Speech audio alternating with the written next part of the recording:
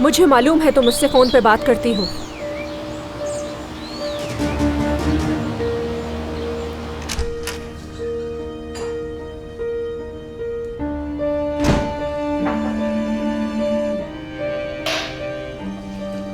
क्या ये धुला हुआ है?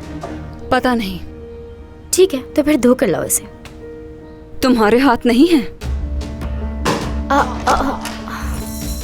तुम्हें भूख लग रही है?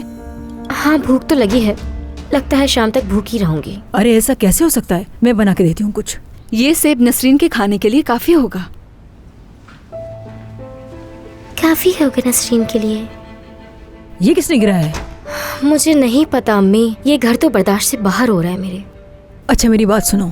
देखो सादिया साहबा तुमसे बात करेंगी। देखो मैं तुम्हारे आगे हाथ जोड़ती हूँ, उनसे जरा तमीज से बात करना।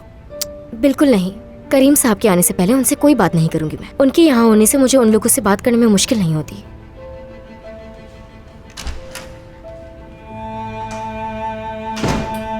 ओए अल्लाह।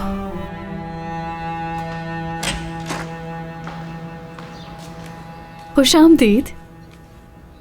शुक्रिया। क्या तुम ऊपर जा रही हो? मैं सारा दिन अकेली थी, आओ बातें करते हैं। मैं चेंज करके आती हूँ तुम्हारे पास। ठीक है, हम डिनर तक बाग में खूब बातें करेंगे। ठीक है तुबा।